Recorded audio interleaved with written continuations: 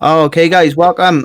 This is the I think it's like our fifth or sixth installment now of the fight breakdown with James the Colossus Thompson, and along joining us as well we got Rhys Jones as always, and Mason Jones, the Cage Warriors lightweight champion of the world. How are you, James boy? How's it going? Yeah, good fella, good. I mean, it's strange times at the moment, isn't it? Yeah, it's fucking mad. What are you doing at the moment anyway, James, with the lockdown stuff? 'Cause I asked everyone Well, the same thing. I It's had a now we're fight. opening up. I had I was training to come back. I had a fight planned. It was going to be in London. It was going to be a tournament, and I was going to fight Grove. Who did they have? They had Grove, Stav, a guy from Trojan. I don't know, someone else. Oh, me. I was like, who was the last one? Yeah, It's you. and, I was training for that, and it was 2 years since I last fought, and that was a real head fuck, my last fight. So it was two years since then, and I decided I'm going to have to make a move. So I started training, and I just got over that first kind of stage of, I'd gone back into it, and it's exactly how I thought it would be. After 2 years, I was, getting tapped and no cardio, and it was quite embarrassing. And I was just starting to feel my feet again, and then this fucking happened. Oh, that's fucking nice. So, what event was that on, James? What one was you scheduled to fight on? Yeah, that's a good question. You'd think I'd know things like this. It was a winner takes all. Oh fucking hell! What was it called? I can't remember. It's all good, buddy. It's all good. I can't remember. I got a little. Well, you got your blog up at the moment. We've linked your blog on the bottom of the live as well. It's the colossuscollective.com, and right. You've got this basically describes you in a sentence, right? Oh, you in a sentence. So I hope you wrote this or someone wrote it for you. But, James the Colossus Thompson is an English professional mixed martial artist. Over his career, he's competed in Pride, Cage Rage, Elite XC, Senkiju, Dream, KSW, and SFL. He is known as a gong and dash, rushing his opponents with strikes at the start of the fight. Is also known for his imposing size and strength. Is there a better way to describe you? I don't think it is, to be honest. I don't think books, but other than that, no, that kind of describes you in a sentence, isn't it? Yeah. It's like when we were talking briefly before we went live, and you were talking about, when I think, fucking hell, I have had a lot of fights. Do you know what I mean? I've been to a few venues. That's for sure. Yeah, definitely. And not just that, we was talking as well, the guys, I don't think people realize the caliber of guys you fought as well. Do you know what I mean? Over your career, like early on as well, because you started, I think you went to Pride when you was like 23, 24 maybe, something like that. Am I right? A bit older, because I started when I was 23. I started quite late. Right. I started when I was 23, and I only before from starting. I remember it was, and I was in Pride about a year and a half later. Do you know what I mean? Wow. Back then, it wasn't like, you got a training camp and the guys to train. It was fucking, you know what I mean? I was training fucking lots of different fucking, like at a church, and then at a fucking social club, and then, do you know what I mean? Doing lots of, doing a bit of fucking ninjutsu. Do you know what I mean? Really, the early days of MMA. Useful fucking, really useful fucking things. I'm finding my kind of feet that way. So yeah, from kind of doing nothing to being in Pride, I reckon was about a year and a half. How did you get your call? How did you get your call up for Pride? What was the story behind you getting your call up for Pride? Well, I remember talking to you about this on over text, and you said that you had a kind of a successful evening, wasn't there, with you and a couple of guys from the same academy fighting? Yeah, that's right. I was. It was Ultimate Combat, and right. And I remember going to Ultimate Combat show, and I remember seeing a flyer, at the gym I was training at, a weights gym, LA gym. So I was at LA gym, I seen a flyer, and I thought, oh, right, yeah, I obviously seen UFC, and I thought, yeah, I want to have a look. And I went down with a girlfriend to see, and I watched the show, and this has only happened once in my life before, but I watched the show, and I knew, I turned and I said, I'm going to be in this show, and I'm going to win the title. And she was like, "Oh, right, yeah."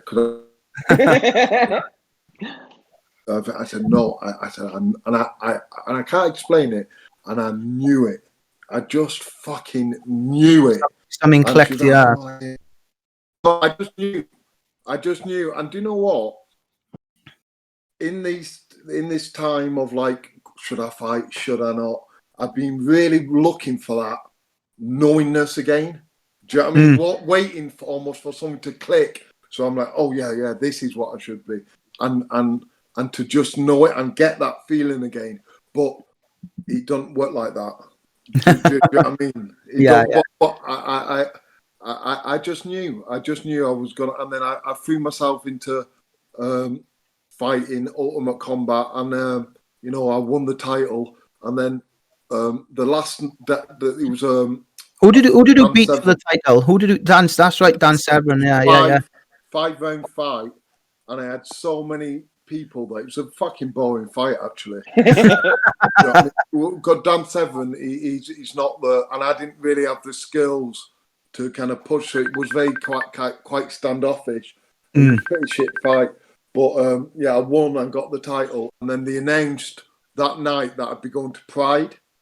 Now, I hardly knew what fucking Pride was. I didn't. I thought it was some kind of gay festival. I was like, what?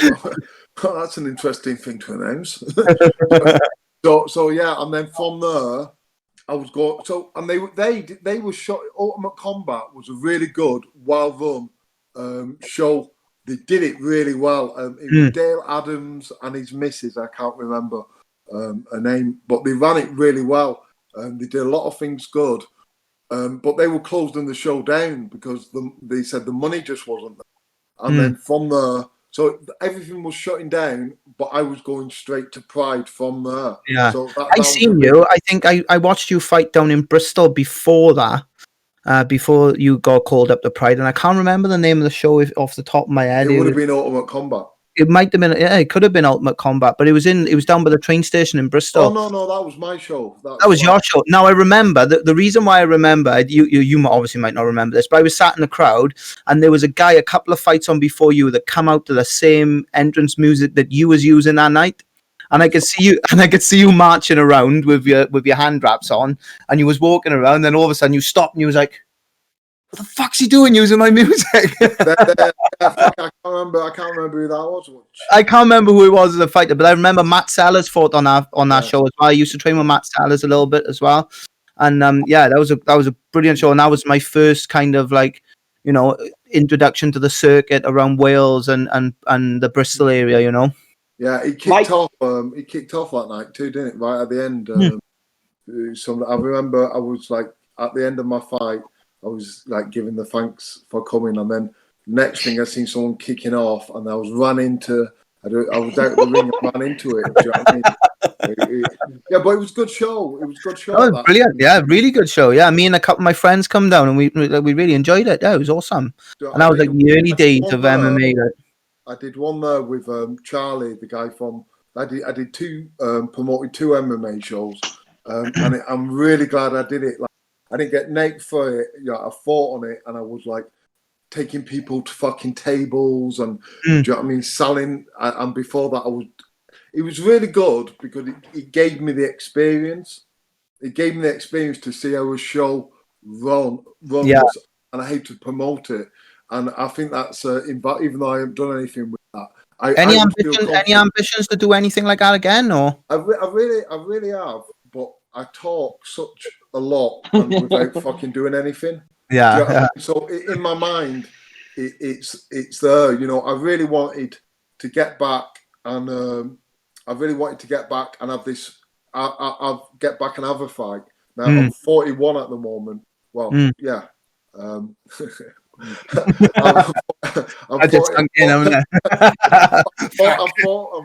41, and I'm thinking to myself, fucking hell, I can't really be asked fucking doing it.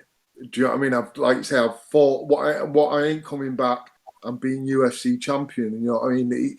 It's not happening. I need to go through all that, but I realised I've got to come back because of my last fight and how that went. You know, I can't. And I do believe physically I can get in really good shape. I'm lucky like that.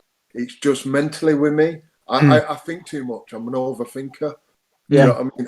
And that's what happened in my last fight. Right. Mason, go on, buddy. I've got a question for you, actually. Obviously, Greg mentioned all the shows you fought on. Obviously, Pride, Bellator, Cage Rage, all of them. I'm massively jealous you got a fight on Pride. Japan's one of my dream venues. In your whole career, obviously, it spanned a long, long time. Where was the best place you fought and why? It is Japan. I mean, I know Poland was that they did it they took a lot of the elements of Japan. Yeah, and I think they did a really good show. But it's Japan. Do you know what I mean? And it's Japan because they appreciate it. And I thought a lot about this. They really appreciate, because I went my first fight, like I say, I ain't fought. And then all of a sudden, after a year and a half, I'm in fucking Pride. You know what I mean?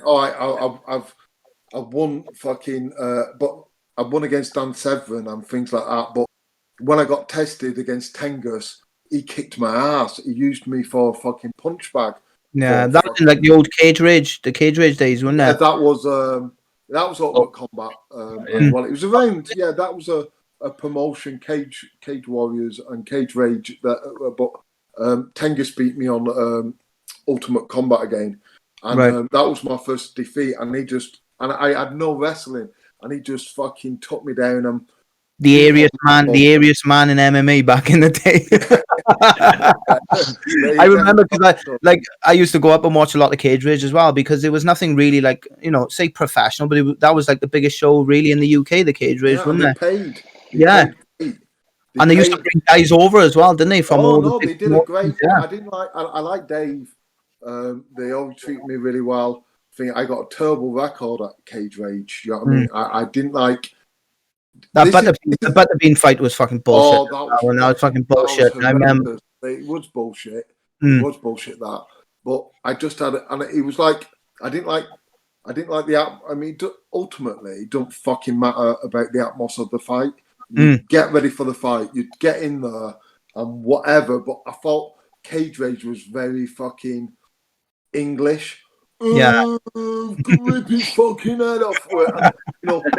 And that comes. And I love Dave O'Donnell and the other guy who can't remember. The other guy. But that comes from them, because they're very good fucking fighter. And they're very, and like I say, I'm not slagging them off, because I thought they put a great show on. And they but it was very. Didn't you think that the show was a lot like I had the impression that the show was more about them than the fans, because they used to have that area behind the cage, didn't they, where they would have all their friends sitting and they would sit, and it was like they was on the pedestal, and then you'd have the fans, and then the cage, and the fighters would walk out through them, wouldn't they? You know what I mean? And it felt like I never kind of noticed that, but the whole thing of like. Yeah, I like to say I am slagging. I do like Dave O'Donnell. You know what I mean? I got and he always, as a promoter. Do you know what I mean? I got offered the Grove fight. I got offered. I was going to fight Cabbage on one of the fights, and a lot of people pulled out, and they gave me 3 or 4 people, and they all pulled out. Now I got Grove on the last fucking minute, and. They were going to pay me $5,000, and I didn't even have to take the fight. They for messing me around. They're just going to give you the money. $5,000. Now, fucking hell, that's absolutely fucking unheard of. Do you know what I mean? So yeah. they did. So I'm not slagging them off, but I am slagging them off because because so they treated the fighters very well. They put on a good show. They put on some great fight, but it had that very English fucking element to it. Whereas, kind of like a football atmosphere. Kind of like a football atmosphere. Warrior spirit. Sorry. It felt like a kind of like a football atmosphere, if you know what I mean. Kind of like a hooligan atmosphere. Yeah. Look, no matter what you promote in England, you're going to get English fans. And with English fans, you're going to get English culture. And I fucking listen. I'm Brexit all day long. I love it. Do you know what I mean? I love English culture, but when it comes to fighting, the fighting spirit, the samurai spirit, what the Japanese like in English, man, rip his fucking head. Everyone's pissed off. Everyone's like fucking stupidly emotional and and Japan, you go there and there's 60,000-70,000 fucking people. And I went there and I remember coming up on through a samurai fucking helmet or something. And I'm at the top and it's completely pitch black. I can't fucking hear anything. And I'm like, am I in a dream? Where the fuck? And then the lights come on. Do you know what I mean? And everyone's fucking clapping and polite, and they're appreciating the fight. Yeah, they loved you as well, didn't they, out there? Well, and what I felt they liked as well is that the Gong and Dash, they called it, and they called me Mega Punk because where did that come from? Why I remember they kind of rebranded you as Mega Punk. Yeah. Well, because I'm big, or the Mega, and then the Punk because I'm English. Do you know what I mean? So that's it. Made sense. I didn't particularly like it, but I was like, whatever. Here I am, Mega Punk. It is. Fuck it. You even had the mohawk as well. Sorry, miss. You even had the mohawk as well, didn't you? Yeah. And, I got a Japanese sponsor, and he got us. I was like, oh right, got this fucking Japanese sponsor, right? And he said, he wants you to wear these, and it was this red long fucking leather jacket with and these like fucking red leather shorts. And I was like, I said they fucking like leather. You can't fucking fight in these. Do you know what I mean? But the jacket was cool. But, the jacket was cool. You still got the jacket? No, I lose fucking everything.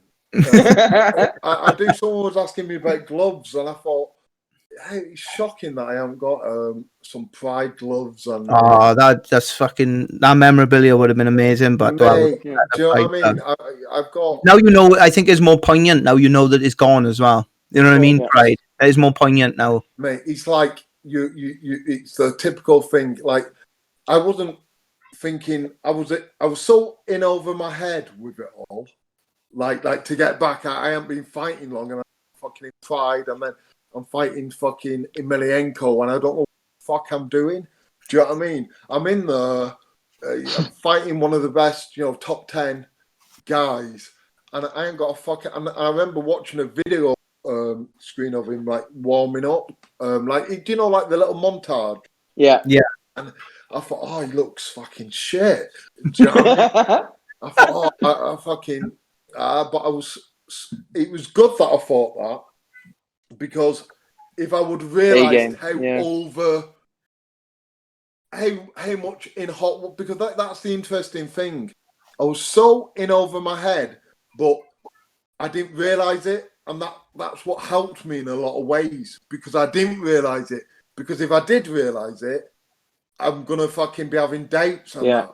So that's where ego. Like MMA and ego, I'm fucking quite obsessed with ego, because and how you need it. You need the ego. I used to hear fighters giving excuses for fights. I used to think, oh come on, man. But as I've gone on in my career, I've realised them excuses you need, because if you don't have them excuses, and even if it is a bullshit excuse, whatever, as long as it gives you enough confidence to get in there again, because at the end of the day, you're going to have to get back in there again. So whatever works. mindsets are a crazy big aspect of MMA anyway. Like, you're in there fighting another guy who's trying to kill you. So a lot of it will come down to, not a lot of time it's not who's the better fighter, who's the fitter fighter. A lot of time it's who wants it more and who's willing to put the most on the line. Like, you see the fight that really stands out to me when I think about this is the Dan Hardy fight where I can't remember who it was trying to literally armbar him and his arm was straight, and because he literally refused to tap. GSP, and he just refused to tap, and like that's the mentality, because that fight would have been over there, but he was just literally had that mindset of, you're gonna have to break my arm to get this fight. You got the thing is with fights like that as well, you gain so much respect from your fans as well. Like you were talking about it, that's like an iconic moment for you, but it's also like an iconic moment for thousands of people. Now, this is what we're going to touch on now with the fight with Putinowski as well. The most iconic moment for me, and knowing James as well, is the one point in the Putinowski fight where, like, we'll talk about it when we play the fight. But for me, that's like the iconic part where like your mindset changed on a swivel, really, in a fight. Not just before the fight, not after the fight, not in reflection of a fight or a preparation for the fight, but in the fight. And I think that's rare. You know what I mean? To have it in a fight. I mean, I can only speak for myself, but you know, it's like what I was saying. You know, I've got the good thing about me, I believe, is it's good and bad. I've really analysed everything now. I can over-analyse it, and there's a certain point where you've got to stop analysing and just fucking do it. Like I was saying before in Cage Rage, I didn't like the atmosphere, I didn't quite like the English. Fuck it. You're getting paid. You've got someone in front of you. It don't matter about if you don't like fucking Dave O'Donnell shouting a bit like fucking. You know what I mean? It don't fucking matter. Just get in there and do your job. Now, I really like that whole thing with the fighting spirit with Japan. But like I say, you can't fucking pick and choose that. Your job as a fighter is to go out and give your best and mindset. And you know, it's not. Do you know what's interesting? It's like that with everything. With everything. Mindset with fucking whatever job, whatever problem you have with your fucking life, it's mindset. But with MMA, it's because it's a constant fight and constantly being on the right track for you. But with MMA, it's literally symbolic, because you're fighting and it's there. Do you know what I mean? You're doing it out in front of people. And there's a big difference between being the fucking hardest guy in the pub and having a fucking fight. And the biggest difference with that is because a fight, what you have a date for. When you've got a date for it and it's leading up to it, that makes all the fucking difference, because you've got time to get in your own fucking head and fuck yourself up, which is what we're saying about the mindset. James, you were saying about the mindset then. Is that something you've always like been conscious of, like when you started MMA, or is that something you like grew into when you went to fight in Japan and you had these big fights fighting the big names? It happened. What it is, for me, it's like with MMA, you need to know how you need to be a good fighter. You need to know what type of fighter you are, and to know what type of fighter you are, you need to know what type of person you are. Oh, deep. Quite deep. That is deep. That's a bit of gold. I'll clip that one. Tom will clip that. But you have to know what kind of, and that's where the Japanese fucking shit comes from, and that's why they get it, because it comes down to character.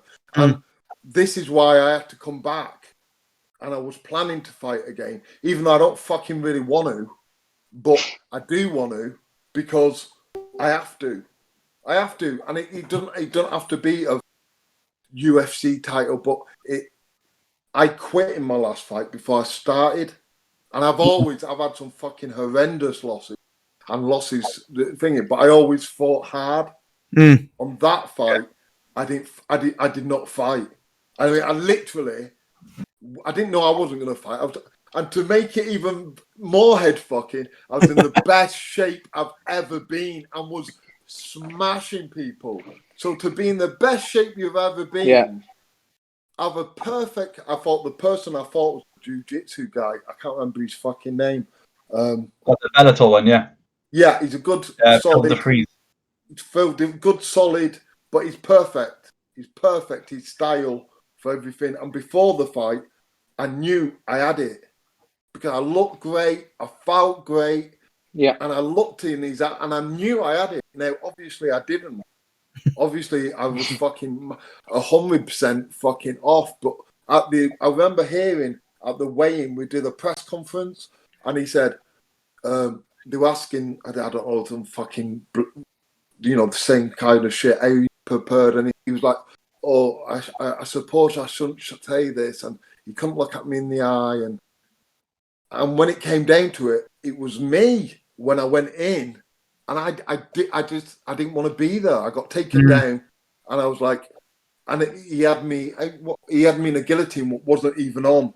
Now, I have had the shit like we talked about with Tengus. You should see my face after that fight. I went through fucking 3 rounds of getting my face just battered. I've had that a few times of just getting fucking completely annihilated. And tapping out, it's not even a thing in my consciousness to even think of. And here, I tapped out before it even fucking started. And I was, like I say, in the best shape. So, like I said, I told you I ramble. I said, no, it's good. Mindset. No, it's perfect. Mindset, fucking. It leads us in nicely anyway into the Pudzianowski fight, because this one was the flip side of your last fight, where you didn't prepare kind of well for this fight, and you was kind of not wanting to take it, but you just thought, fuck it, let's just do it.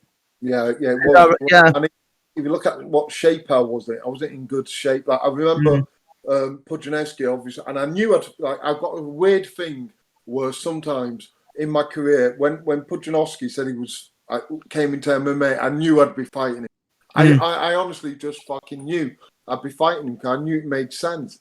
So it wasn't a surprise when I went and I did go out to train. Against some fights I've fucking taken lightly of it, but this I didn't. And I trained for about 8 weeks, and usually I get in shape really well. And I had 2 rounds. I had 2 good rounds, but I wasn't in the best shape. I didn't look particularly well. And I remember when we were doing the press conference and all the photos and everything, they gave me these shorts to put on, so KSW shorts, and obviously it's fucking Pudzianowski, so he's the baby old up, fucking flexing, massive muscles, all the birds. He looked fucking great. Do you know what I mean? I was the, terrible shape. I put the shorts on, split them up the arse. Do you know what I mean? It was just a fucking horrible feeling. But I knew, I did know he didn't have much in him. Yeah. I think we'll. I think it'd be a good time now to start the fight. I think, and let's have a look at it. No, it's perfect. It's lovely to talk to you about stuff like this as well. Like obviously your career and everything. So, you may not hear any sound anyway, James, but the fight is playing anyway, buddy. Yeah. I mean, for me, I'm not in great shape. I just kind of like, I'm like about 6 weeks off for me there. Do you know what I mean? I'm carrying weight, but I had 2 rounds in me. Yeah. And look at the shape on Pudzianowski, mind. It's crazy, isn't it? Yeah, I mean, all the odds are stacked against you, really, though, James, isn't it? Because obviously Pudzianowski's coming in, you're off to fight in KSW, which obviously they've called you in as maybe someone that they think Pudzianowski could beat 100%, and you're quite honest with that as well. Yeah. Well, that's what I know. I got a lot of. I'm quite a strange one where a promoter will look at me. Oh, he's quite well known. He'll put on a show, but we'll be able to beat him. Yeah, we'll be able to beat him because I've had lots of fucking, different just a whole fucking shit going. Sorry, James, not to interrupt there. Who's singing on this? Oh, someone no one's ever heard of, unless you're Polish. If you're Polish, it's probably fucking. Actually, I think it's no. I think it's Pudzianowski's fucking. I think he's related to Pudzianowski in some way. I do. I think he actually puts a tracksuit on then and goes in a corner, doesn't he? Yeah, I think that's he looks a bit like fucking Pudzianowski, but He I just does. had a flashback of I'm sure he's related to Pudzianowski. So yeah. James, did they drug test these fights as well? Was any of these drug tested? Because Pudzianowski looks completely on juice. No. I mean, like, I actually in Japan, like this. I felt they'd done a lot based off Japan KSW. The way they set the lights out on the show. Well, look at it. It does look very. Yeah, it's a cotton copy of Pride, isn't it? It's a good usually imitations, you know what I mean? But I thought they did it really well. It's a shame they fucking won me over because I really liked fighting there, and I thought they had decent. Do you know what I mean? They had. You would have got some good fights there as well in KSW. Phil and some good money as well. Yeah, well, yeah, they paid all right. Do you know what I mean? They paid all right. Fire spitters as well. Do you know what I mean? It's just a shame they fucking. They done me. They fucking did. Yeah. On the day. We got that clip loaded. We'll get on to that clip later. That's probably one of your shining moments in MMA. I remember that's why it was fucking brilliant. Because everyone, what you said, everyone was thinking though. You know, and what you said at the end of the fight, everyone was thinking. You know, because it is because that's exactly, and it's happened to me for loads. It's happened. Because, like I say, I'm brought in as the guy who looks apart but is beatable. And I understand why promoters think that because of my record. I've had some fucking horrendous losses, but I've had some fucking good moments. Yeah, well. Like the fights that spring to mind is the obviously the Pudzianowski fight, the Butterby one was bullshit earlier on in your career, and then obviously the Kimbo one as well. You know. Yeah, of course. I mean, Kimbo's that's a whole different fucking ballgame. That one. Yeah. I mean, and he died. He died before a rematch as well. Yeah. The grand fucking rematch at Wembley, that was. Do you know what I mean? It's like fucking rude. Fuck. Do you know what I mean? I like Kimbo. I liked him, but fucking rude fucker. Let's be fair as well, James. Like, obviously, you said you've got those losses on your record, but you never fought a bum. Like, the guys when you was coming through, you fought like legit guys for the time. Like everyone you fought was a legit contender at that time, and like the names you've got. Early on in your career, it's like Matt Goddard. You had like a bit of a beef with Matt Goddard. I think you had like 3 fights with Matt Goddard, didn't you? Yeah, that was funny. Yeah. It's kind of like if I knew that what's the saying? If I knew now what I knew back then. But, how strong did Pudzianowski feel initially as soon as you clinched up, man? When statically he's strong, like the way he threw me off. Do you know what I mean? He's fucking strong, but there's so much gaps. Like I know from being muscular myself, like the getting an underhook here was a piece of piss. Yeah, I know. Like getting an underhook and stepping up. It's like fucking. I was like and then once we clinched in a minute. He don't feel fucking strong at all. Yeah. But you can see there, he's really tense. Yo, because I knew that's what I was like. You know what I mean? When I was carrying loads of muscle, I was tense. So I knew what he'd be feeling.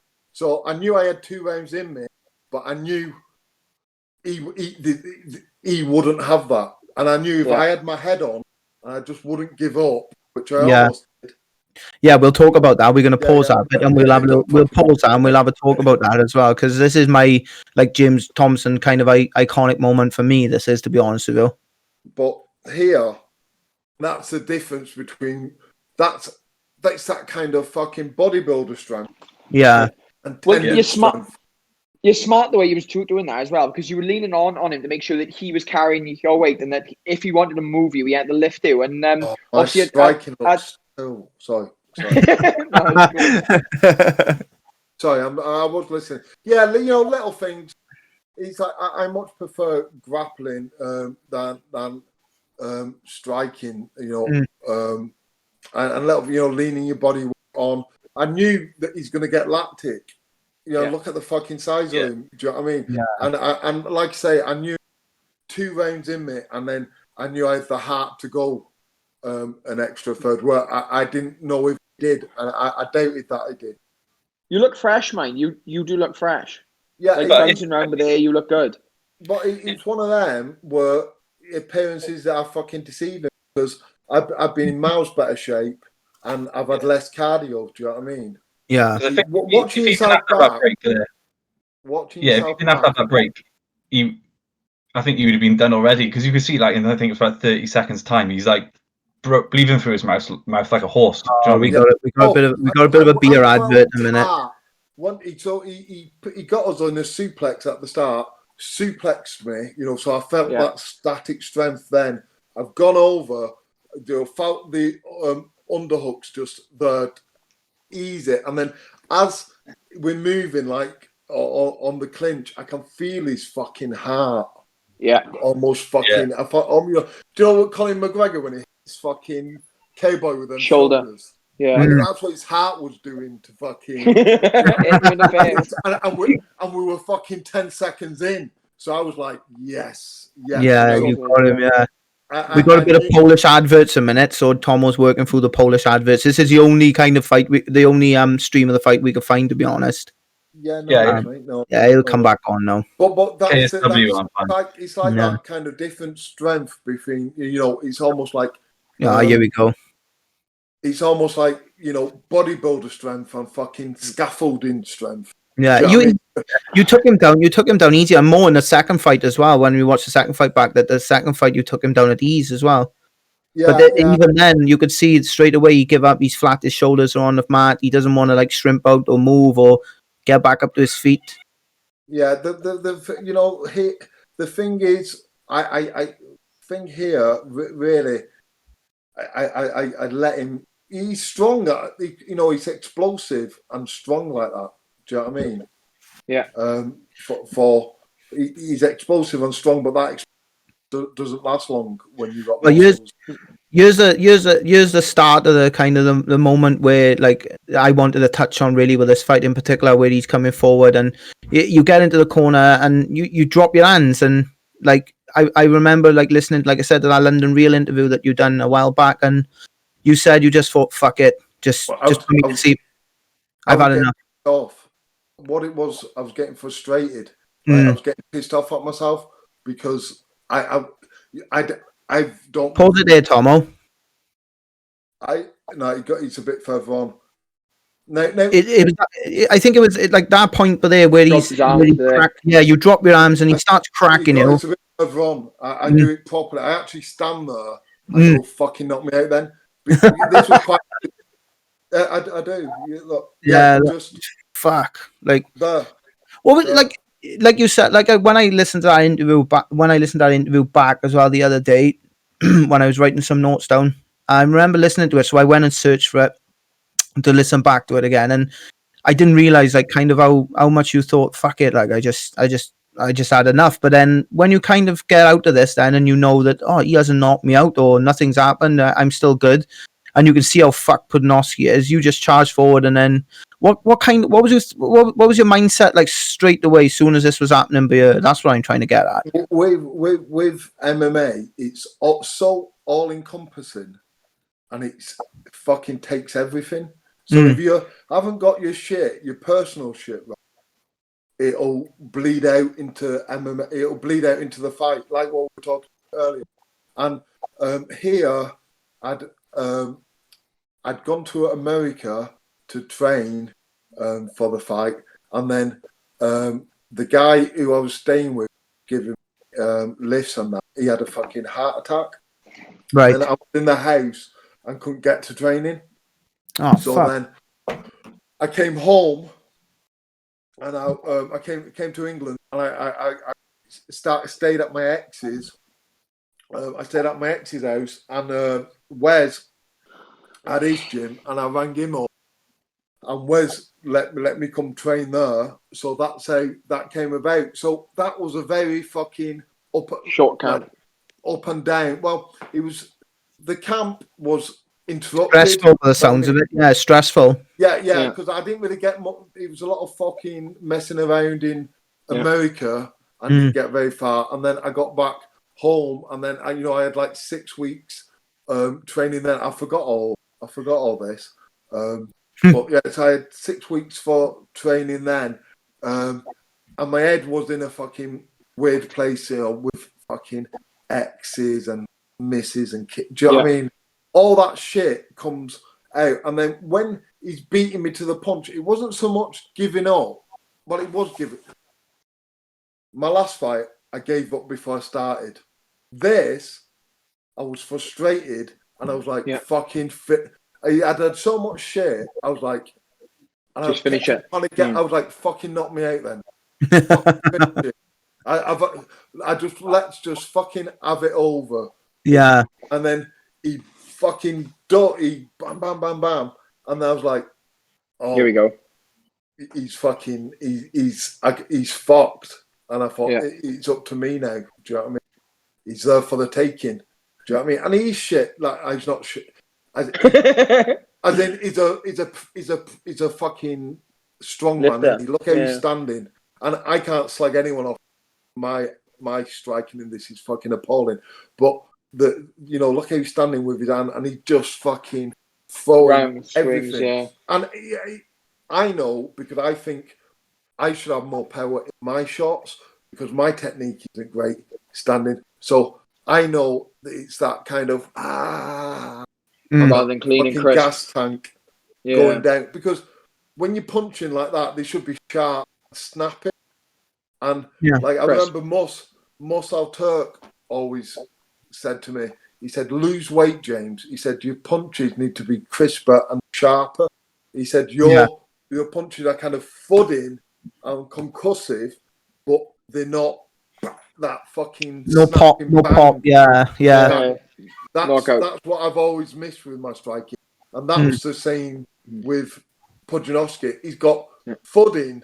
He's like me. He's got thudding hard, but they kind of ponderous. Do you know? Look at his posture, how he's standing. No hip movement. They're all arm punches. Play him on, Tomo. Yeah. So after this happened, then he gassed himself out. That was his Hail Mary, that little flurry there, wasn't there? Yeah. He's slowing down already. Yeah. I was thinking, hang on a minute. I'm in with a shout, yeah. Let's have a hug and talk about this. He blew his load. This is perfect. Yeah, he's perfect because he hasn't got the experience either. Yeah. I should fucking, you know what I mean? I should just, held an arm and fucking finished it. Do you know what I mean? But what was the rules on this? Obviously, KSW was a bit before my time. Was the same as Pride rules then, or were they slightly different? Well, stomps, kicks, elbows. No, there's no stomps or kicks. I mean, it was pretty much. Shows how strong Pudzianowski is. Do you know what I mean? I had the hooks in. It wasn't this bit actually. It must have been a different bit, or maybe my other. But he pops up and just fucking stands up. He wasn't that, but that kind of static strength, that is so messy. It's so fucking messy. Like your mindset before this fight, it kind of does the fight justice as well, doesn't it? Because this is the fight seems like the way you train for this fight as well, doesn't it? Kind of sporadic and a little bit all over the place, but the second fight was much cleaner. You know what I mean? More dominant in the takedowns and positions. I look in better shape. Things were in my personal life were calm. Do you know what I mean? And it was much better. Yeah. It was just better all round showing, like it should be. I should be fucking Pudzianowski right up. Do you know what I mean? It's a lot of pressure, mine. There's a lot of pressure to go out to KSW as well, mine. I know you were a bit more of a veteran than Pudzianowski, but like you said, this was billed for his this was his party. Do you know what I mean? Oh yeah, 100%. And so it's a lot that comes with a lot of pressure as well, and then the perfect training camp, and I do like that. I like being the underdog. You've done it a lot, mine. You've done the underdog thing a lot, haven't you? I really have. He's fucking strong. Well, he's strongest man in the world. But like I say, it's a difference in that strength. It was interesting that kind of where he just unloads on me. Yeah. And you know, it's like fucking put me out of my misery. Yeah. But the thing Definitely, is with because boxing, as a coach as well, and then obviously I'm around fighters the same as you a lot as well. It's like that mindset to just say fuck it, like, you know, is Here we nice go, to like- touch on stuff like that. It's nice to touch on stuff like that because it's real. It's a fucking and- fight and at the end of the day, isn't it? It's a fight. And MMA is always advancing, right? Yeah, Mm. okay. I'm like, there. I didn't think he'd Drop your hands. He's like, fucking finish me. And I was like, oh, man. Did you have any marks coming out this fight, James? Like, were you pretty marked up after it, or? Yeah, my face is quite marked up. Yeah, like bruised and that. What was the advice? What was the advice from your corner going into this round? Fuck, I can't. Can't remember. No, I doubt. It's a long time. I don't listen to Wes at the best of fuck. No, but Wes is a calm. He's a good cornerman. Do you know what I mean? He quite analytical, Wes, as well, and he's a good guy. Yeah, he breaks it down. He breaks it down. When I had, you know, every time I trained with Wes, to be fair, and I had him in my corner, I never lost. Do you know what I mean? So I slag him off, but he does slag him off. He does know he's fucking. It's good to slag Wes off. He needs it. It's good for him. It is good for him. But you know, he is to but here, I knew. Before. Yeah, he's fucking done it. Yeah, he doesn't even take a step forward. He just stands there. Yeah, he struggled breathing, standing up, like, didn't he? And I tell you, he completely gives up. He's seen There's a part where you clinch up and you can actually physically see his lips moving when he's breathing, like he's trying to puff that out. Watch his takedown in a minute. He gives it me, and I knew. I was like, oh, I'm gonna fucking win. Gonna fucking win. You know what I mean? But he does. It gives you such confidence in someone's. Yeah. Watch his clinch position, but I think he gave it me so fucking easily, and I thought, and obviously that's such a boost. You know, I see. When I do come back, just wrap. That's a gift, right? Like, that's one of my favorite jokes as well. To be honest, it's an easy joke to get as well. I love it. We call it the Frank joke, and Frankie's watching as well. I call it the Frank joke. Especially because he's so muscular. Yeah. Because he's so muscular, just straight on the throat, and do you know what I mean? It cuts circulation off. Naturally go. Do you know what I mean? There's so much in when the arm will naturally come. Yeah. Do you know what I mean? And it's just like underhooking it, and it's there. It's so easy as well. It's such a good joke. He's not used that much. Really. There's so many moves though, isn't there? Yeah. I use it a lot to pass, like the half guard position. When you wrap across the top, you put pressure on to pass the guard, and obviously if you don't pass, you can put pressure on the choke. But even half guards, it depends if you're in MMA or jiu-jitsu, obviously. Yeah, half guard's a great place to be in. Is a great place to be with MMA. Do you know what I mean? When you're in half, really watch the rush. Yeah. Do you know what I mean? Watch the rush. You can fucking stay there all day long. Yeah, fucking perfect. That's a brilliant fight. Fair play. No, is this where he grabs the mic? G is no, the second fight is where he grabs the mic. I don't think we don't want to keep James for too long, so we won't watch the whole second fight. But I think there's like a highlight thing on YouTube for the second fight, and then is the part where he grabs the mic. Now they overturned the second fight, James, didn't they? They overturned the decision on the second. I grabbed the mic. Yeah, that's why I'm. The second fight, I remember he fucking. They ripped us off. I've gone back, and Wes has said to me, "Come on, let's go back." And I said, "No, because I know what happens." Yeah. Everyone says, "Oh, that was bad," and then they forget about it, and then it's on your record, and then when you say, "Oh yeah, well I lost," and then I got ripped off, and it's like, and I just didn't want it. I thought that I at least got to get it off my chest. Yeah, so I do feel like there's a lot of fights I've lost, and that have been completely down to me. Like taking people lightly, not giving MMA the respect it deserves, and it's bitten in the fucking ass like it should. That's exactly. But what you should, to be honest with you, when you see something like that, though, James, you should be able to fucking speak out. You shouldn't just leave it. You should just think. About that you know, yeah, 100%. But I'm not talking about all my fights. Do you know what I mean? Yeah. The Neil Grove fight, I took him completely for fucking. I've done that.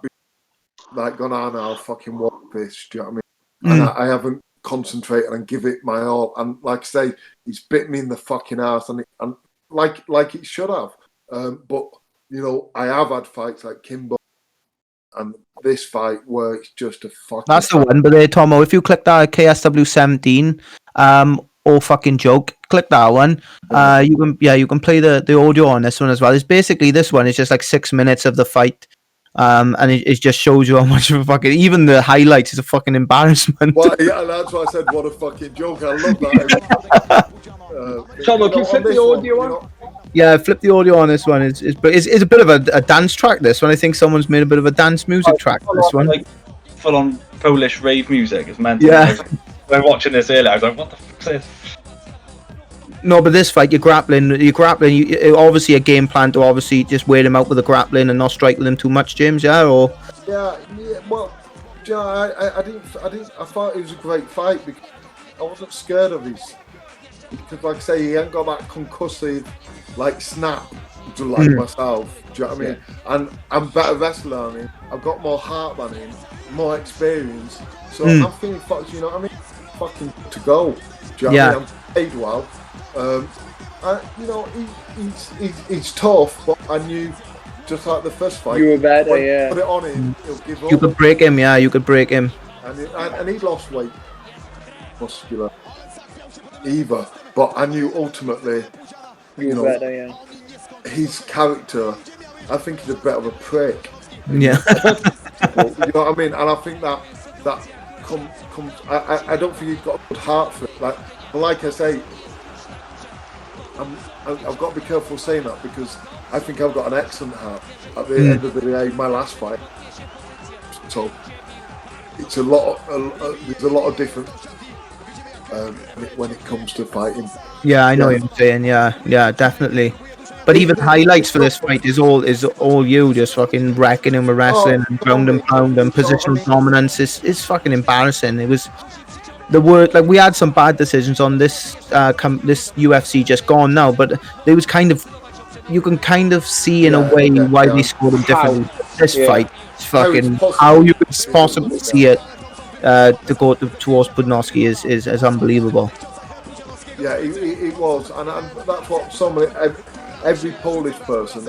Every time I want to feel a bit famous, I go, I'll see a famous person and see a Polish person who comes up to me and tells me about this fight. Do you know what I mean? That really I need an ego boost.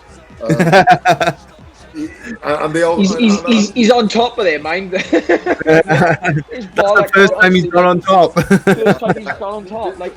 They probably give him this round just because he managed to get on top. There he's gone again. Budnowski, I respect him as a competitor, as he's fucking 6 times strongest man or something. Yeah, as a sports person in general. Then he's coming to MMA late and thinks he can fucking take on the world because of his ego. That's what the double-edged sword of ego is. Yeah. Because that's what made him 6 times stronger. And gets him to think he can fucking walk into MMA and he's just going to be a fucking Budnowski. Do you know what I mean? He ain't going to be. And then there's someone like yourself then who's put in the hard yards and really drafted through like. Keeper, do you know what I mean? And before you get to the fucking real fucking, do you know what I mean? The big. He's not getting past me. Do you know what I mean? So yeah. Oh, fucking terrible. Oh, I just have like 5 minutes. But I'm not just saying it, but his punches. Do you know what I mean? That's why I know you need that snap.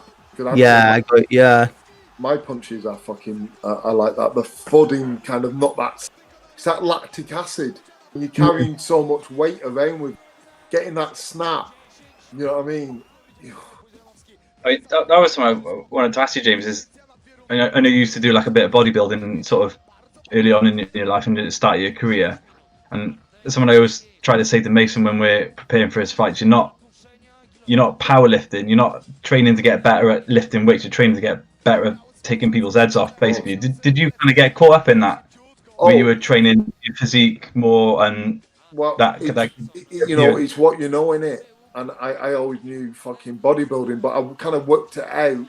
Like that, I'm naturally fucking I'm naturally massive anyway. Do you know what I mean? Can you put the audio on for this bit by your Tomo? See if we can put some audio on for this. That's right, buddy. No worries. But yeah. I kind of learnt it as I was. Like I say, the good thing about me, I'm brutally fucking honest with myself. Do you know what I mean? So I knew, like, and I looked at how I was training. I'll put weight on and I'll look real muscular. But how good is that? How good is that in an MMA fight? On the beach, endurance. It's all right. But it's not fucking that compatible to doing a bicep curl. Working is working your fucking bicep. You need to do compound exercises. Good basic exercises, clean and jerk.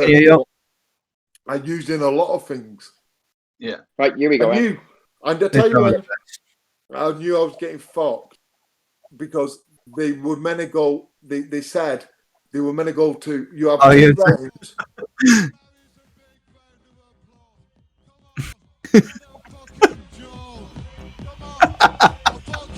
Look at the guy trying to get it.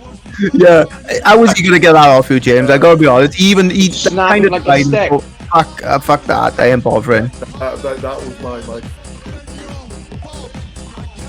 What are you actually saying there? Because obviously I can't hear you properly, especially. I said, if you can look at that fight and think that Pudzianowski, you're having a laugh or it's a joke. Yeah, it's a fucking joke. Yeah, this promotion's going down the fucking just something along the line, and it felt fucking great to say it. And it's refreshing to see. It's refreshing to see a fucking fighter get hold of the mic and just say this is bullshit. Like, yeah, exactly. Rather than take it. If I would have done that and I would have just fucked off to the dressing room, it would have stayed as that loss on my record. But 100%. As it turned out, there was so much pressure and they got so much shit, KSW, about it. The next day they said, we made a mistake. A judge wrote down the wrong thing. That's what they said. And they said, because of that, we're making it a no contest. So that saved me Well, this is the thing. If you just take something like that, like obviously we spoke and you mentioned a lot about like your honor and your ego and stuff like that. And like if you take something like that, like obviously sitting down, like if you just put your head down, walk back to your change rooms and took your money, then literally like a lot of times you may never recovered from that. Like you wouldn't have been the fighter you were because like you have to stand up for yourself and like to do a performance like that. Like obviously we spoke about it's not even close. Like you destroyed him in that fight. Like you destroyed him. It wasn't as if like any judge could see it. Oh yeah, he had these strikes or he had this takedown, so you can understand. Like it was one-sided. So if you just taken that and obviously gone back to the change rooms, then obviously in yourself, like you said, you may not recover. Like you're going in there and it's you versus another person. Like we spoke about. It's the only thing you gotta do is beat that other person. And when you've done all that work and you've beat that other person, for someone else to take it away from you, and obviously you just to take it sitting down, then obviously it's hard because we are fighters. Like we go in there to fight.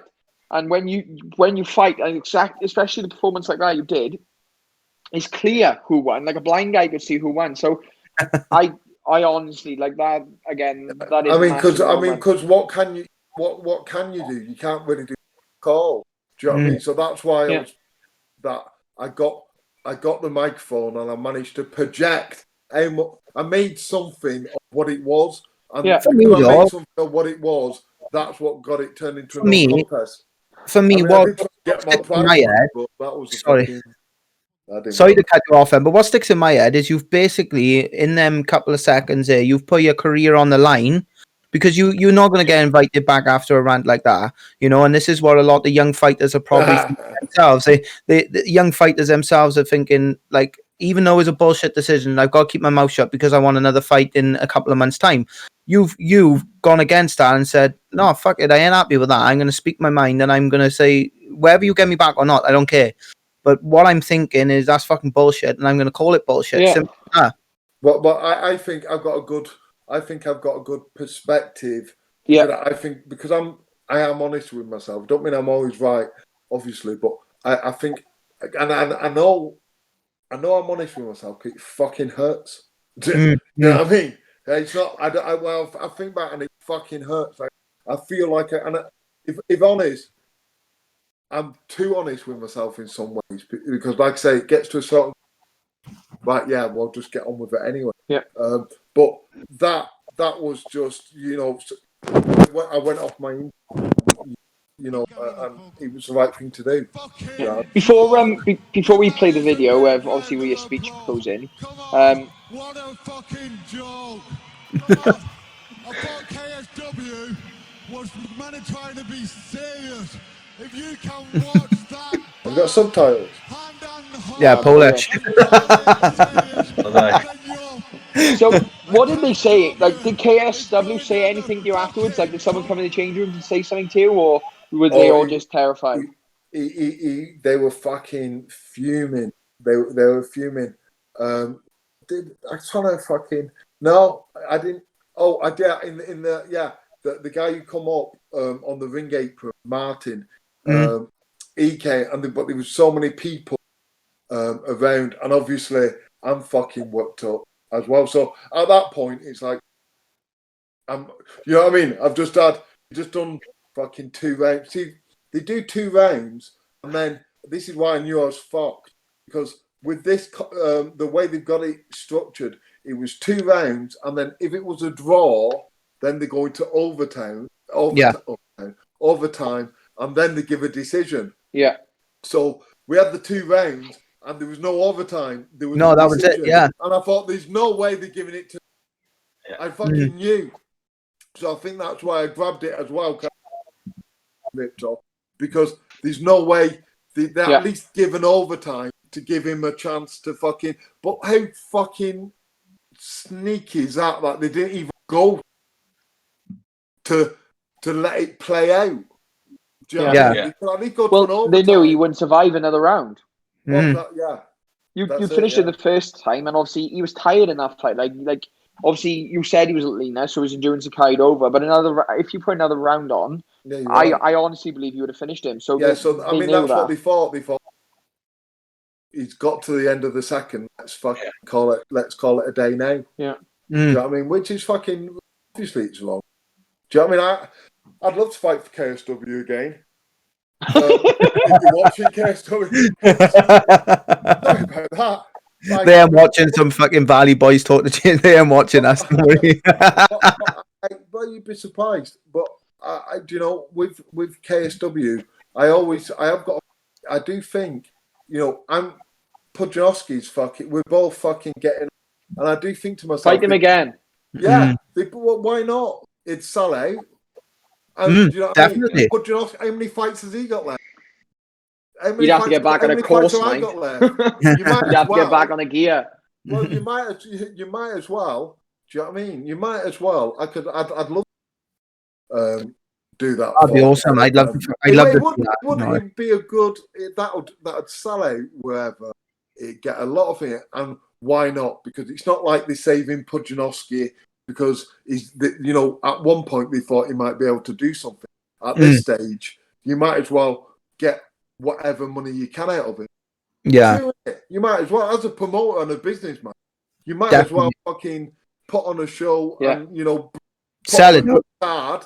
You could put on a good card, get a card, and be pushing other fighters through and getting a lot of eyes on. Well, MMA is all about the trilogy these days as well, isn't it? MMA, they fucking love them, don't they? So it'd be fucking brilliant. These fucking, they're still pissed off, do you know what I mean? Still pissed off. Pissed off because if it was the other way around, though, do you know what I mean? They'd have no problems in speaking their mind. I doubt if they seen something that they wasn't in agreement with. Do you know what I mean? From a promotional point of view, of course. Why can't fighters do it? It should just be the way it is, isn't it? Well, it's just they're just looking at it from their point of view as it's bad for them, and it is bad for them. You know, Did Pudzianowski ever it's release bad a for you statement? for a fucking reason, and the reason is it's a fucking joke. That's why it's fucking bad for you. Do you know what I mean? Yeah, definitely. Right. I'm not going to keep you too much longer, but I got a couple of questions, if that's all right, James. Yeah, crack on. Right, so let me just go through the chat a minute. 1 second. Red, who trains in our academy, is a girl that trains in our academy. She said, if I remember the question, because I can't find it at the moment, she said, how did your rugby league career prepare you for MMA? Because obviously you played a little bit of rugby league in your time, and would you be willing to fight James Askell? Do you know, I played rugby union at school. That's all I ever did. That's all you done, was it? Ever, you know, I was good at rugby, but I fucking didn't like it. Too much fucking, I like the you know, Just wanted to fight. Just wanted to fight. Mate, I did some cracking tackles. Do you know what I mean? But the running is like the fucking The running. fuck that. You got to chase them, and then they pass it, and they run in the fucking. I think, fuck. You got to chase someone else, then. Yeah, you got to. I thought, no, I'm not. Egg chaser, isn't it? James Haskell, I know Haskell. I know him from London Shoot Fighter. Right, yeah, you trained a bit up in London Shoot Fight. I trained at London Shoot Fighter, and James Haskell was always there. Is he any good? Well, he never trained when I was there. He was always there as friends. Scared, that's right, Tom. James. And he'd give us tickets to the UFC. I went to the UFC on his behalf a couple of times. I was mates with him. I think he unfollowed me as a friend on Twitter. I think I said something about Brexit or something. I give him some shit about something, but it was only like messing up. Friendly banter, like.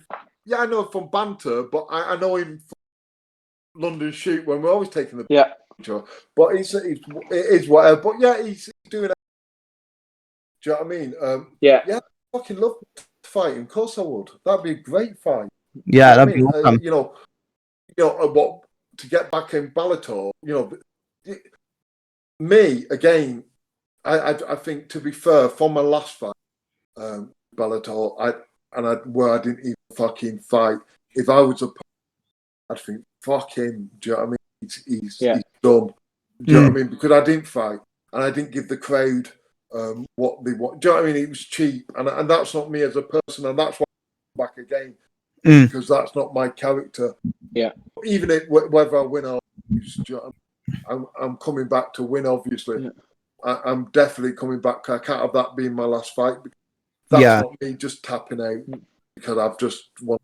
Are you contracted with Pride now, James, or was it just a single fight contract? I'm not contracted to anyone. Like I said, I can't remember the fucking some fat guy in glasses. He's the promoter. You know, I mean, he's some fat guy in glasses. You sure then, Greg? Go on now, but leave it there. Below the belt, I know we've been in quarantine, but I've been keeping myself in shape. Don't worry about it. He's fucking. Anyway, don't matter. But I can't remember the promotion, but he contacted me. He didn't even let me know the fight was, even though it became obvious with all the fucking lockdown and shit. But he didn't even let me know. And then he contacted me and said, "Oh, we're hoping to get it up August." And I thought to myself, well, wait to see if we're laid outside our fucking house first. Do you know what I mean? Before I start making plans on that. But you know, I doing that fucking carnivore diet and just training a little bit. And I do want to fight again because, like I say, my last fight, it's just a fucking ocean, and I've had some fucking knocked out and embarrassed. That was my worst fight because I didn't fight, and it gave me a different. In my career, you can look at it, and even if I won or lost, I've always fought. I've always gone in there.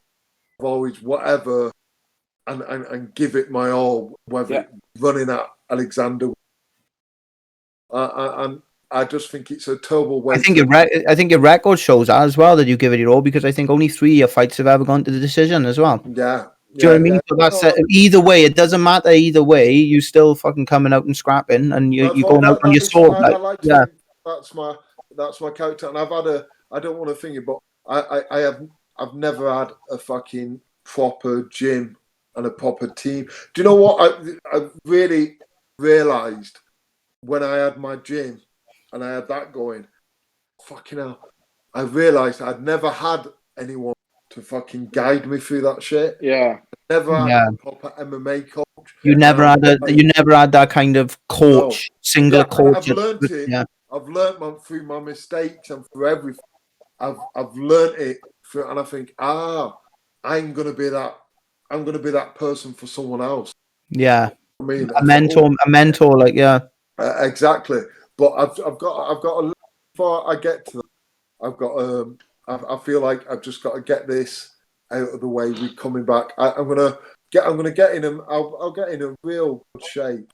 And I really do think where I look at that fight and I see how many openings. I mean, I know everyone kind of does that when there's so many openings. And the thing with me, I got so far, and when I look, I got so far, and I'm not.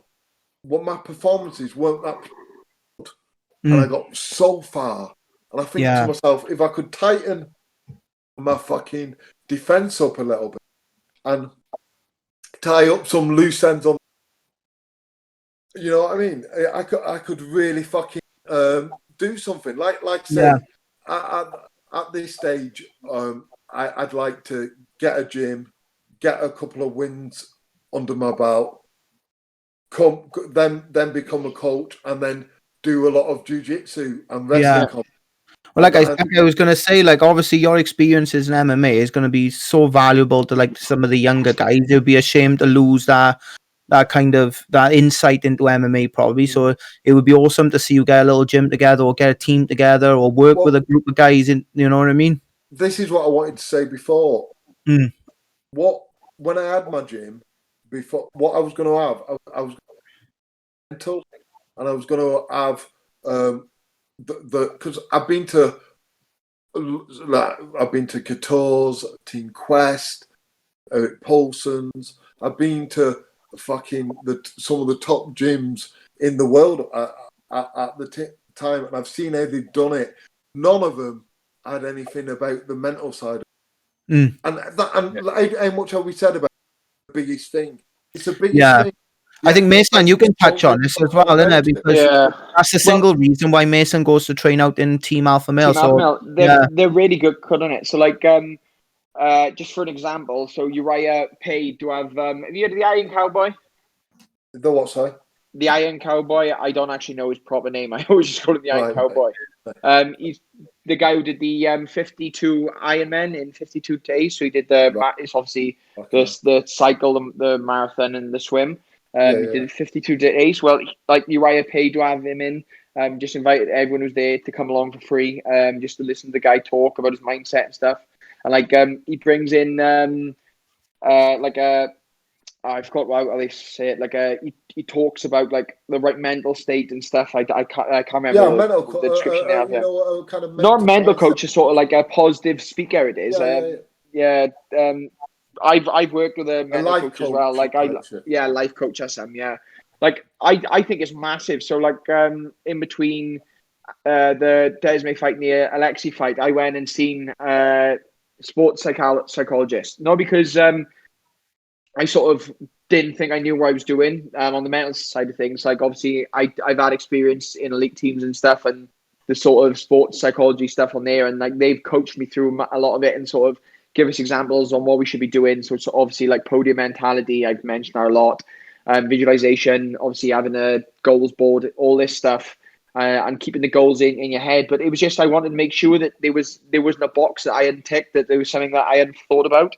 And to be honest, the only thing, not the only thing, the main thing I really gained from that was she helped me with my visualizations on running machines. So I was good at visualization running outside, but anytime I tried running inside, I really struggled with like the visualization stuff, and I struggled to get my distance done on treadmills inside. And she really helped with that to the point where I do all my running now really in camp, inside on a treadmill, obviously to try and make sure that my body's in one piece.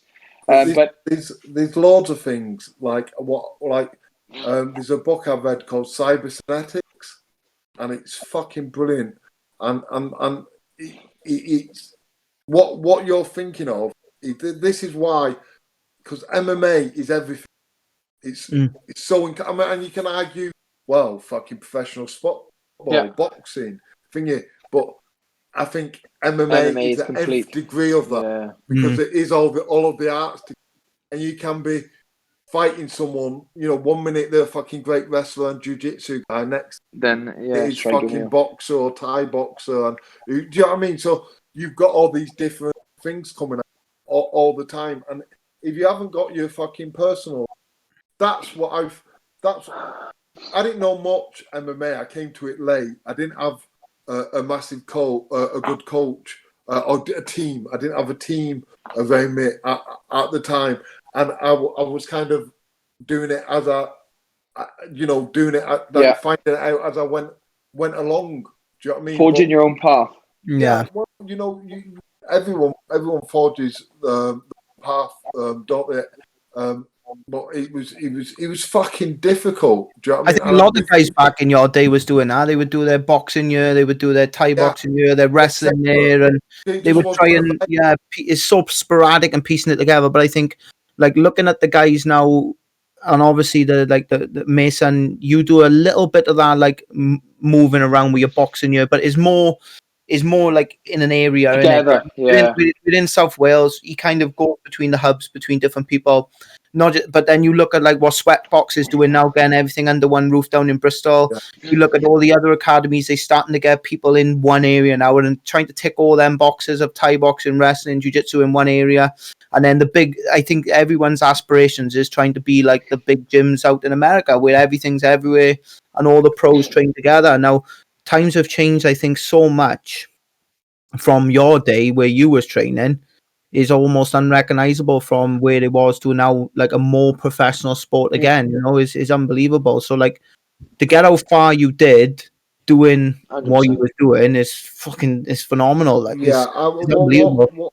What I realized by going away to Extreme Couture, fucking all these great places, you don't have to, because I went to these fucking great places.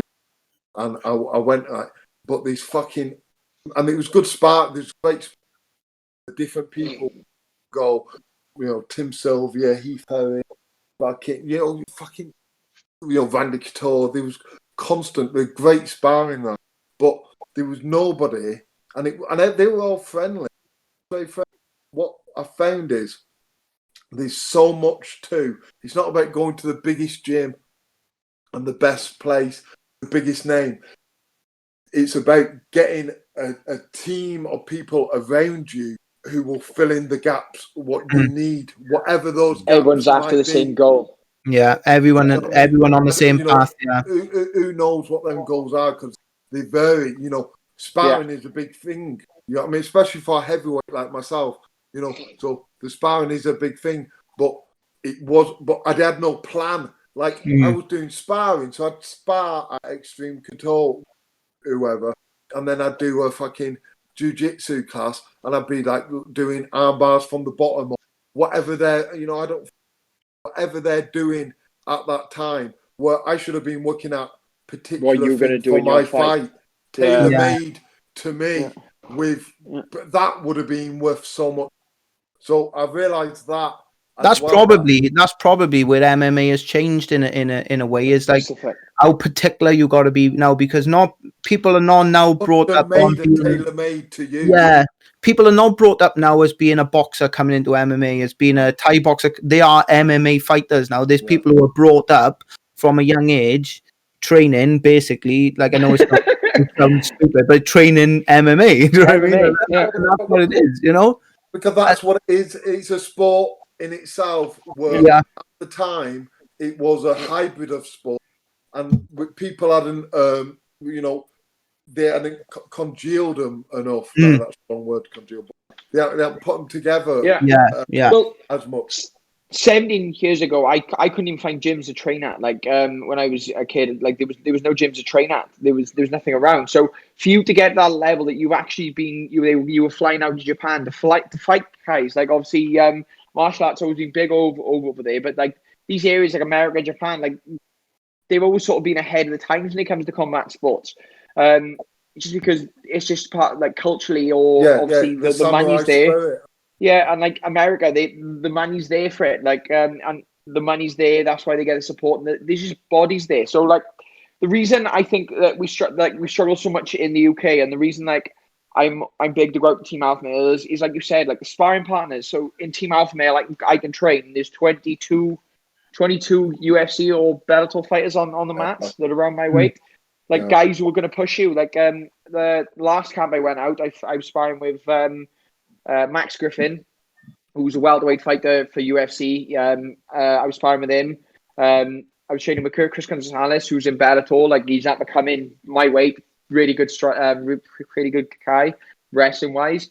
The time before that, I was training with Tawfiq. I'm not going to try and say his second name, but he won the Risen lightweight title. Like these are the guys you want to be pushing with, like people who are literally pushing 100%, you. I would say to have an outside source who can oversee all that, put it all together. Do you know what I mean? Yeah, I think that's the sparring. The people. Especially could it give you such confidence going to face whoever, to know that you've been facing people at such a level. Yeah. Do you know what I mean? And doing well against we them. kind of touched on this the other day, didn't we, Rhys, when we was talking about Henry Hoof the other day, when we and like because of all this lockdown now, and obviously they're out in Florida and they're doing all these UFC fights back to back to back. A lot of his guys are getting a kind of a bit of a showing now on the shows because he's got a really strong team and they're all getting a chance to go in UFC and they're working together every day. And I think Henry Hoof over the last couple of months in general now his stock has risen massively. But having that one figurehead to catapult a team especially at these times now, but then not just that, then having guys who are working with him as well, like the Gilbert Burns guys now who are coaching the jiu-jitsu and stuff, and having these guys around these younger guys is starting to show now how good of a team they are. But obviously now they're getting the recognition. Even everyone knows how good Henry Hoof is anyway, but it's kind of being propelled now as him as a figurehead, as a coach. Do you know what I mean? Because you got like your Greg Jacksons and people like that, but Henry Hoof has always kind of been in the background a little bit. We talked about this Rhys the other day, didn't we? Yeah. I saw how he's got such a good plan, and you can see how like the UFC PI in Vegas and in Shanghai, or was it Beijing? They've got their program is it's how it should be, but it's how like the best sports teams in the world are, like the Dallas Cowboys or Man United or whoever have got it. Did you ever see so even when you went out to Pride, first of all, did you ever see MMA coming into this kind of thing where you've got some of the best coaches in the world running it? And because this is the evolution of MMA, because I always felt it's all because that's boxing is fucking there's so much to boxing. Do you know what I mean? There's the way you're moving your, but it ain't MMA. I mean, obviously it's not cricket either. You know what I'm saying? There's so much. I mean that's why MMA, because it is fighting. It is as that sounds fucking stupid as well. I know what you mean. I know exactly what I'm saying. Boxing's got a lot of subcategories. Like you said, they got the head movement, the footwork. Whereas MMA has got a lot of categories. You've got your striking, your wrestling, your jiu-jitsu, your fitness, nutrition, and then you've got the subcategories into them. So, like obviously, boxing's they've got 3 of those. Where you've got add on to that, then you've got to add on to good wrestling, and you've got to add on onto it a good ground game. And not just that, you have to add on a good transitional game. Like I've seen fighters before who've probably got better jiu-jitsu, better striking, and better wrestling opponents, but they lose because they haven't got a game plan and they can't mix it up as well. So like there's someone who's literally changing levels on them and keeping them unsteady, and they're keeping them under pressure to the point where they just don't know what's going on. And the Elkins fight, where his big comeback is a good thing in this. Like his opponent literally dominated him through the entire fight, and Elkin stayed tough all the way through. And then right at the end, he managed to switch it over. And as he switched it over, he just went through the different sort of levels, like the wrestling, his jiu-jitsu, his striking, so quickly, and managed to get a comeback and get his finish with ground and pound. And like, obviously, conditioning comes into it a lot, but it is, like you said, mindset. And it's so many different things to think about, and you have to be able to adapt. And I think boxing, you get a lot of things where you can stick to a game plan, you can keep people out, and it's a lot harder in MMA. And it's just also in boxing, it's very much that the journeyman fighters and the kind of your career's a lot more guided.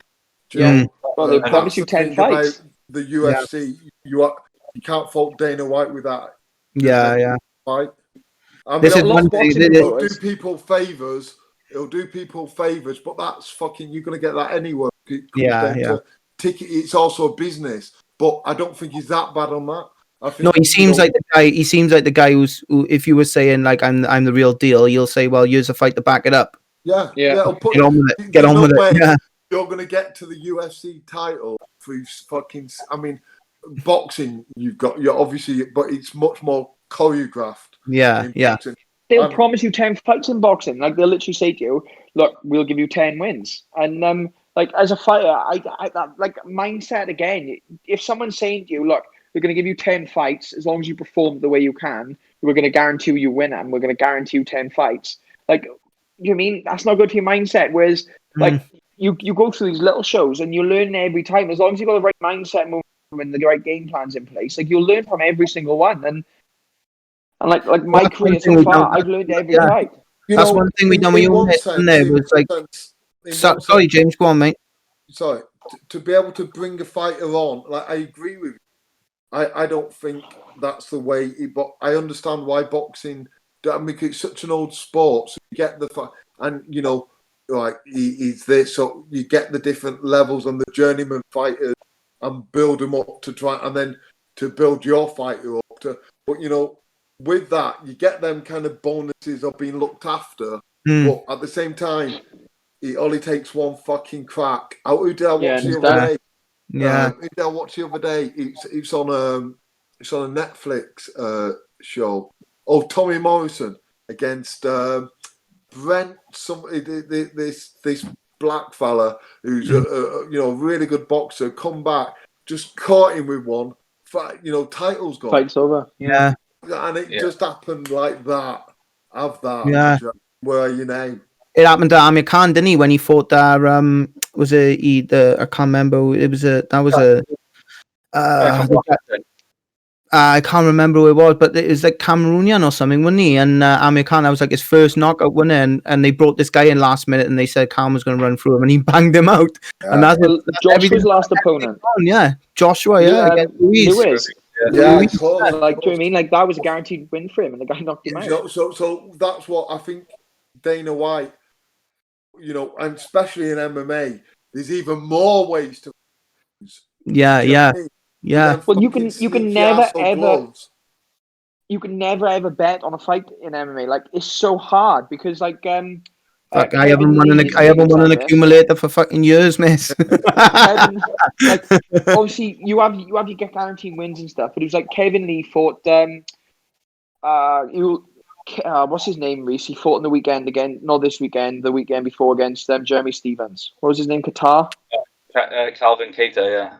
Calvin Keita. So Calvin Keita was on tear going through the lightweight division, and they really thought that he was going to be the next lightweight champion. Oh, you mean Gillespie? Gillespie. Yeah. They really thought he was going to be the next big thing, and then they promo Kevin Lee, and Kevin Lee knocks him out. And it's just like, what was that guy? The MMA guy, and Gillespie, and he fucking American, really good looking, like all American looking. Looks like he fucking just eats apple pie all day. Like the American. What's he fucking called? Real. And he was going to be the fucking next big thing, and he was so sharp and clean. And then. Fucking, he got real American name too. I'm terrible with names, James. Not Colby Covington. He's fucking no. You mean the big guy? Don't know. Heavyweight. No, he's not heavyweight. He was this is gonna bug me now. You're gonna have to. But he's a real fucking good-looking, all-American. Oh, you want about Sage Northcutt? Sage Northcutt, yeah. Oh, Mason, I've trained with Sage a couple of times as well, and we've been out when we went out to Team Alpha Male as well. We spent some time with Sage, and he's actually a really, really genuinely nice guy. Yeah, the nicest guy you'll ever meet. We tried to have a drag race with him. Yeah, that's a funny story. We had a drag race with him. We had a rental car, like a Nissan. It was the worst thing ever.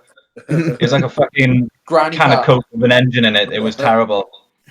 And he had pulls a up with his Raptor, didn't he? his Ford What did F-150 he have? Raptor truck. It was like it was that red Red Raptor. Raptor, yeah. It's like a pickup truck, but it is rapid. Right. And he was They love them like over there, don't they? spinning it off. I was trying to chase him. anything under a 5 litre is shit, isn't it, out there? But I mean, him as an example. Do you know what I mean? I'm not quite sure what happened. I'm not quite sure what happened to him. Do you know what I mean? Because he was so talented. Yeah, I remember extremely watching a couple of talented. his fights, and I thought, oh, this kid's gonna fucking. Do you know what I mean? It was weird with Sage. Like he took some fights early on. Too early. I obviously started with Team. He really started moving, and then he had the opposition he did, and they were sort of a good run.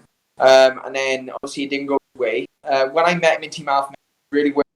Well, how long ago was that? When I first met him was 4 years ago, 3 years ago. Right. Yeah, 3 years ago. Three. Yeah. And he was really starting to improve. And then he lost a fight in UFC, and then they cut him, and he was going to Risen. Did they cut him after one fight? No, he had 3 in UFC, Yeah, but it was the one since I met him. He had a couple of fights. That was the last fight on his contract, wasn't it? Yeah. And I then think they didn't re-sign, but he was really effing on with his weight. So because of 155 at lightweight, he's a weird guy, like shape-wise. Like he has to eat a lot to keep the weight on. Like he's constantly shredded all. That's why he's drug tests all the time. He's just one of them types. But he's really struggling with his weight, where he'd sit at around 175, and he said where he'd cut, he'd get down to 160, and the last £5 would not move. And like they showed us a photo of him in the sauna at 160 pounds, and literally he looks like a melted Barbie doll, because he's literally when you just go, you lose that much weight, you just go like plastic. Like he looked as if they'd hollowed out his eyes. Like he looked terrible, and I've had some heavy cuts. But so he went to Risen, and I don't know exactly what happened there. His dad sort of does a lot of managing his fights, and I don't think that's a good thing. Like obviously my dad's big in my career, but I always put it to my coaches first. And like they took that fight at welterweight in Risen against, what was the guy's name again? I'm terrible. Really good. Yeah, really Cosmo. Cosmo, yeah. And they took the fight against Cosmo, and they told Mike, like one of the coaches out I was speaking to, and they said all they knew is they said, oh, he's fighting some Thai guy. And they were like, all right, do you know his name? So we can start doing research. And I was like, no, he's just signed some fight against a Thai guy. And they was like, right, no problem. And then it come out, it was Cosmo. And I was like, that's not just any Thai guy. Like, that's a world champion who's literally a monster. And apparently he didn't even weigh in. Like, Risen, apparently, they didn't even weigh him in. Yeah. Well, one. I keep saying Risen. One. Right. So it was bad decisions, really bad decisions. And like, fights that he should have really been better prepared for. I don't think he was that prepared for, and once you've lost a couple too, MMA, he's such a like goes back pick to yourself back up. Again. Once you've lost a couple like that, and that killer instinct it takes so much of you. It takes, because what I notice with people, this is just generally, is like, and I noticed it with myself. I would describe myself, just generally, as James. I became James the cage fighter, and that was me. So then, when I had some fucking losses, it's not just a loss; it's me. Yeah, do you know what I mean? Yeah. It's me. So them losses affect you so much more, and I think this is why the mental side of it, I think, is because I really think there's something to that. You have to. It affects you so much. You have to burn it into your brain. A sport, it's yourself. It's your being. You know what I mean? And that's why so many people have a couple of losses and are the next big thing, and then you never fucking see them again. Yeah. Well, that's the thing. In all top sports, like obviously going back to it like a sport, you have to literally like believe it, and it has to be your only goal. Having a family, having like all these distractions, and it is hard to say, but having family, having like other goals, money, they're all distractions that can literally ruin your career. Like all you have to be focused on is one, getting in literally the shape of your life for a fight, and two, doing as much analysis on the opponent you can fight, getting the right game, the right team together, so that when they give you an opponent and you get everything set up before that fight, you have done everything physically prepared. There's no distractions. There's no worries in the back of your mind. Everything's done. And like, it's hard. Like, leading up to our last fight, we were sat in the room changing weight, shredding weight, and my girlfriend had family problems back home. And like I remember Rhys saying to me, like, "Do you want to get out of the bath and go around the phone?" And I said, "Look, there's nothing I do for. Don't worry about it. We'll just get it done, and we'll sort it out on the weekend." And like, that's the way it does. It's heartless, but then you take all that stuff, you put it away, and you deal with that. It's all encompassing, and ultimately, what you said there is belief, and that's that ego, and that belief. That's what it is. Is anyone watching the celebrity SAS thing? Did anyone see Tony Ballio? Did anyone see Tony Ballio on this episode just gone? No, that's the difference between. That's a difference between a general, like a normal person, what we call a fighter, where they sat them down and they give them a laptop and they tried to distract them with videos of their family. And they give them videos of their family saying, "Oh, we're so proud of you," and everyone was sat there crying, "Oh my god, this is brilliant." Tony Ballio opened the laptop up, he seen his family on, he shut the laptop down, chucked it on the side, put his hands in his ears, and he was like, "That's saying he did to try and make sure he didn't And is that he's so focused on what he's doing, and obviously being a fighter himself, he understands what it takes to be a fighter. He's looked at that and thought, "You're trying to fuck with my head, and I'm in a mindset where you're not going to fuck with me." Simple as that. And he's gone into that zone where I'm looking at it and I'm thinking, "Fuck, man, that's like, you got to appreciate that shit. Like, that's fucking real." Do you know what I mean? Yeah, it's crazy. There's so many different avenues. There's so many different avenues to fucking and you know, just fucking generally, just in fucking like say, just in life, you know, keeping your head above water. Yeah. Then, you know, in a sport, and then when that sport's MMA, and like say, there's a big difference between, you know, having a fight and like, you know, being on the door. Like I think this is the ironic thing myself is I didn't want to fight in that last fight, and I you know, I was in best shape, blah blah blah, and I didn't fight. Now I'm walking the fucking door, fighting dickheads all the fucking time. Now stop fucking fighting. Obviously, it's not the same. It's not the same. You know what I mean? It's not the same, but just on a basic level, that thing of not wanting to fight, and now for my sins, I'm fighting these pricks all the time, and it's the same fucking for my shit sins over and over again. The same. That's the two sides of the coin, isn't it? James, I am conscious of your time, but I'm not going to keep you for too long. And I love talking about myself. I know. My favourite topic. And to be honest, but we could go all night if I'm honest with you, because we got fucking so much to talk about, and hopefully if all this shit clears off and you get another fight, after your fight we'll get you back on again and we'll talk over that one as well. That'll be brilliant, really good. You got my contact details. I got your contact. That'll be awesome, buddy. Really appreciate it. Mace, got anything to say, buddy, before we go? Yeah, obviously just like to say thanks, James, for coming on. It honestly means a lot, and to have someone of your caliber on, like I'm not just saying that like your ass, like the things you've done and the shows you've fought on. Like I think if you'd fought on, well, if you've done all the major shows. Like they are all the major shows you've done. Like at the time as well, they are the biggest shows. So it was an honor to have you on. I never got that UFC. I never got. Why do you want to fight in UFC when you fought in Pride, though? Do you know what I mean? Not many people have fought there, mate. If I had to choose between the two, I would definitely choose Pride. 100%. But I have literally in pretty much every big show apart from UFC. Never say never. Never say never. Yeah, well, fucking hell. Right.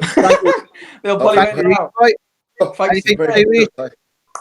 No, I just been really good chat. Nice, thanks for being so open and honest. It's really refreshing. I think a lot of people aren't willing to talk about that or don't want to. So yeah, thanks for that. No, I think it's I do like I say, it's a double-edged sword. Because I think that's one of my strengths is that I will fucking analyze and critique myself to a painful extent. Yeah. But the thing what you got to do with that is you got to do it, but then leave it.